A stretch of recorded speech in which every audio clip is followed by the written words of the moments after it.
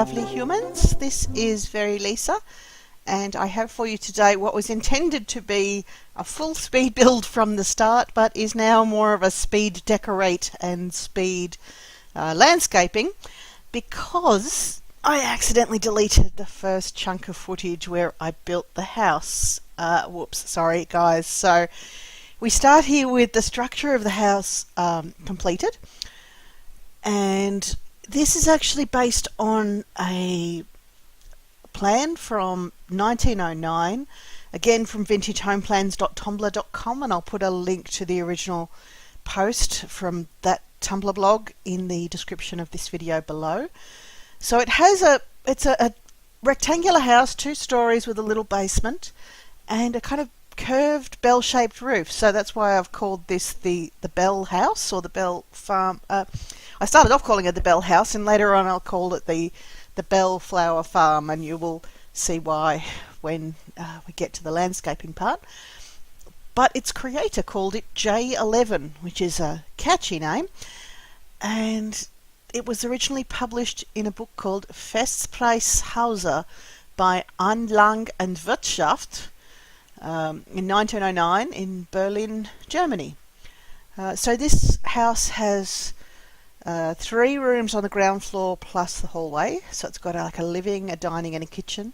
And then upstairs it has 2 bedrooms and a bathroom and a storage room. And I decided that the people who live in this house thought they needed an extra bathroom more than they needed that storage room, so they've converted it into an extra little bathroom. So at the moment I'm furnishing the children's room, and I decided to put 2 single beds in here, and it's got polished wood floorboards throughout and fairly similar wall coverings throughout. I kind of liked those, and I went a bit light on the rugs. I didn't want to cover up the floorboards too much, and I decided that the walls are a kind of earth plaster, which the local soil is used to give a bit of an earth plaster effect to the walls, which is makes it in tune with its local environment, and breathes nicely and is really good for you with no toxic fumes or anything like that. I believe earth plastering is a fairly tricky thing to do, but once you've got the hang of it, it's fairly easy to repair. I don't know, I've never done it. I've only ever seen videos and read about it. It sounds interesting. So you've got the 2 bedrooms in this house, and the idea is, because I'm thinking this house would be 110 years old in the present day, if it was built in 1909, so almost 100, is that right? 108 years old. So it has been updated and renovated a little bit, but not crazy, so it hasn't really been modernised. So it's still quite an old feeling traditional house. Those little shelves on the wall, I thought they looked really cute, but I couldn't work out what went on them. It took me a while to find the little things that go on it. And now I need to find out what is the point of the giant wardrobe, the 4 square, the 2x2 wardrobes. I put it in there, and then I replaced it with 2 of these 2x2 wardrobes, 1x2 wardrobes. So yeah, I don't know what the point of the 2x2, the 4 square wardrobe is. Is that, can you do stuff in there that you can't do in the regular ones? Is it like, can you woohoo in those, or have a cry, or whatever it is that you might be able to do in the larger wardrobe? Or is it really just aesthetic? I don't know. Aesthetic? Aesthetic. I need to work out how to pronounce that properly. Anyway, I put those ones in there, and I don't really like the massive wardrobes the way they've done them. They just feel like they're too deep. They feel like a wardrobe to Narnia. I mean, even if you had a walk-in wardrobe, it wouldn't look like this. Do you know what I mean? It wouldn't be 4 squares. Anyway, this main bedroom is just a fairly cozy bedroom with comfortable stuff in it.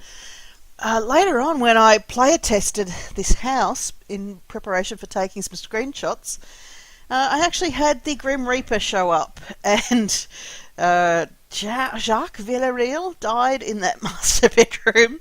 So in some of the screenshots you may see his urn on the floor, which I did remove the urn before I uploaded this house to the gallery.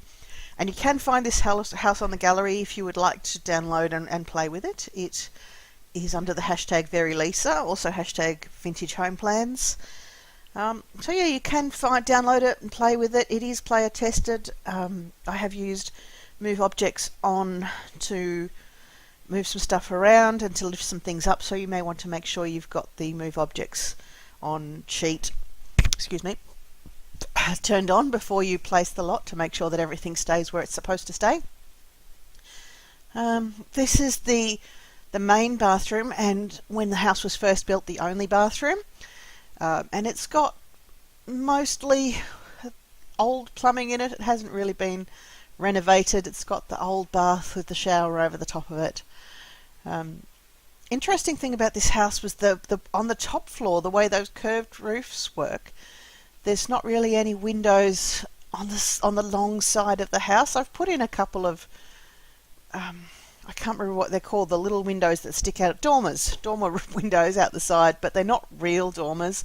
They don't actually bring light into the rooms because it seemed to break the other rooms if I did that, so they're only there for show.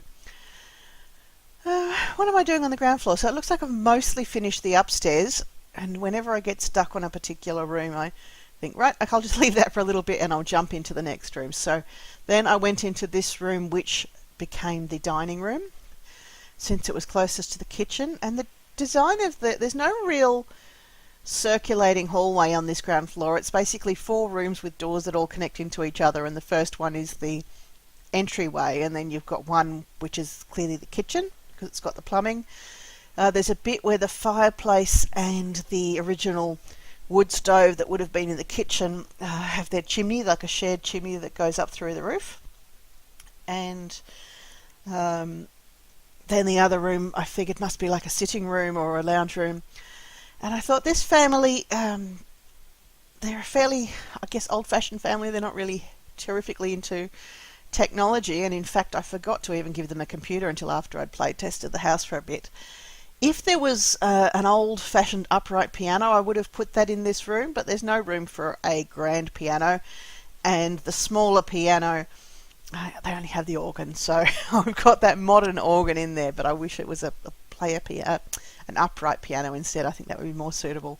So my thought with this is that they would hang out evenings with their family and friends and have a lovely big meal and a bit of a sing-along, and that's what the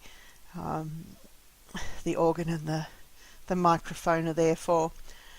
And what have I've got the light fitting I've got at the chandelier at the moment, I've got immediately over the dining table, but I end up moving that back to the centre of the room because I thought the reality would be that it's quite tricky to rewire your light fittings. So even though in a modern or a new house you would think, oh yes, the chandelier should go immediately over the dining table, this is not that modern in that sense. It's a bit make do with what you have rather than have everything perfect and right. I really liked that big ship scaled up a little bit, but it didn't quite work there. I tried it in the lounge room and it didn't quite work there either, so it's not in this build. But of course there is a gnome because I'm very fond of gnomes, and there's a chicken because I'm very fond of chickens. And if there was a chicken with a gnome in one sculpture, or like a gnome chicken, then that would be my perfect item that I would have to include in every build. But as it is, I feel like it's not really one of my builds unless it's got a gnome and or a chicken in it. So they both end up on the mantelpiece. And then this is the living area with a fairly comfy couch and one of those massage chairs. I have not actually tried giving another sim a massage while in that chair. I should probably check that out. I think you should be able to do it. There should be enough room around the chair to do it.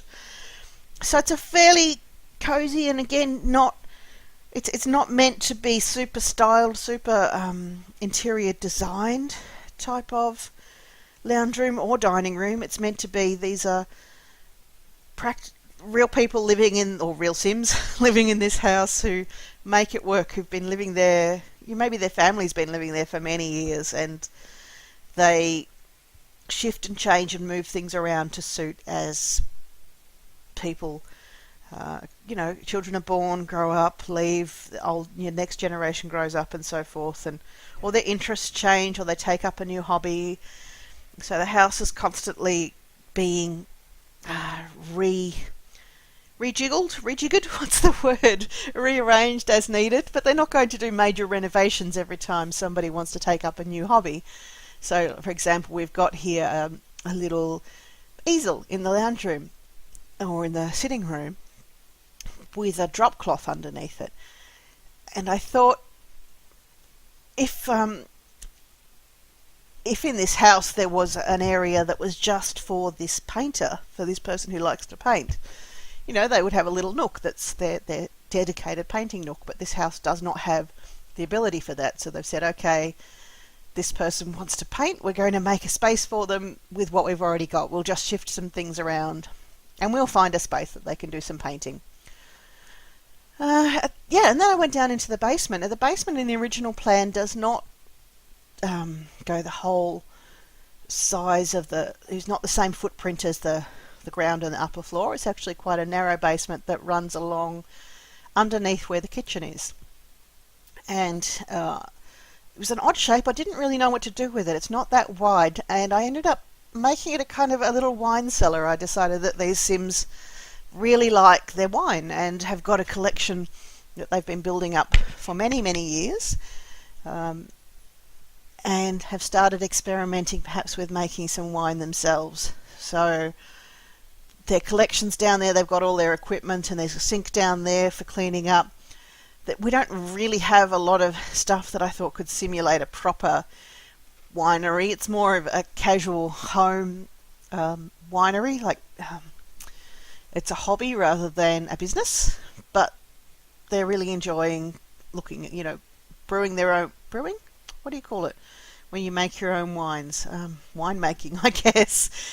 So there's a vat down there that, even though it's labelled with a toxic symbol, it's actually really winemaking supplies. What do you call the stuff that you put in wine to clarify it? I don't know. And there's a board up, the blackboard up there is for where they take notes on what's fermenting and what stage it's at and what needs to be moved around where, and I'm sure there's logbooks and all kinds of things as well that they keep those records in. I went back up to the kitchen to try to touch that up a little bit more and put some more practical things up there. I think I started off when I found the knives. I put the knife block over the doorway with the knives pointing down, which I quite liked as a ridiculous idea, but as a practical, usable kitchen, I thought that probably wasn't such a good idea, so we moved the knives somewhere that they're not going to drop on people's heads as they walk through the doorway.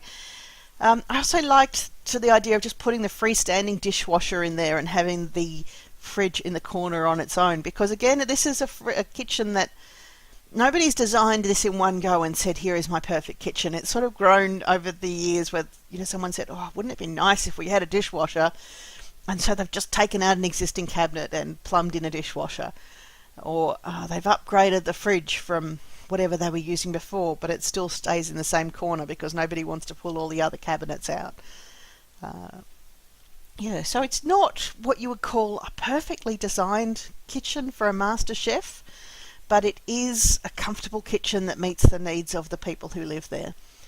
And there's a bit of a herb pot in the corner so they can have fresh herbs for cooking as they need them. And that doorway on the sort of bump out bit of the kitchen is what goes down into the cellar. So what have we got here? Pickles and preserves and things. I think I got a feeling for this house that the people who live there actually would preserve and prepare a lot of their own stuff. Like there's a couple of jars of pickles up there that I thought it would be better to have even more, but it's not so easy to get things there, as in to move them around using the move objects cheat and the 9 key to lift things up, so I didn't go crazy with those. I just put a couple of items there to indicate what it would probably look like.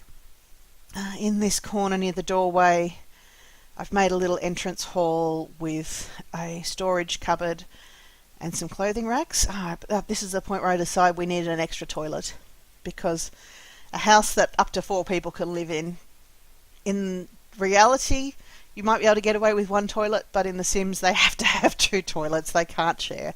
And actually, in reality, if you've got 4 people in a house and there's only one toilet, you are going to run into times where somebody's in the toilet and you really need to go, and you're like, I cannot wait till this person gets out. If you're an older woman like I am, you can't wait indefinitely for somebody to get off the toilet. So we have 2 toilets and 2 showers, but not 2 bathroom sinks. There's only that little storage room at the top of the stairs was not quite big enough for a sink. Alright, so at this point I thought the inside of the house was fairly well furnished, and this is actually possible, I think, the point in the speed build where I actually show you the outside for the first time. I'd seen it a lot earlier on in the footage that got lost. So you can see the rounded shape of the roof, and it kind of flares out at the bottom, and I was not able to duplicate that flared shape so much. I tried. I expect that the expert builders of the Sims world would find a way to do it, and they would find some building tools or roof decorations or cleverly used decorative item that they could place in exactly the right way to get the kind of curved and flared bell shape, but I could not work it out, so this is my approximation. And I think it looks okay. It looks a little odd, but then the original house looks pretty odd too, and towards the end of this video I will show you the picture that I based that design on. And I decided at this point that this house it felt like a farmhouse to me, and so I decided that they're actually a flower farm. So we're building some beds for growing flowers, and I add some more later on as well. And I decided it's one of those ones where you can, like a roadside farm where you can stop and buy some flowers and leave a little bit of money in the jar if there's no one there, like an honesty system. We have quite a few of those in Australia, I guess that's a thing in other countries as well, with the idea being that for farming families, they will often leave some of their produce, or sometimes horse poo, or sometimes the fruit and veg that they grow, whatever it might be, they'll leave it in a roadside stall with a sign saying, horse poo $2, or tomatoes, $3, or a punnet, or whatever it might be, and then you just leave your money and you take the stuff. And I assume that it works fairly well. I've never run one of those stalls myself, but I figure it must work, otherwise you wouldn't see them so often. As in, I'm sure they get ripped off a little bit, and sometimes people take stuff and don't leave any money, but I guess that people must leave money often enough for it to be a worthwhile way to run things.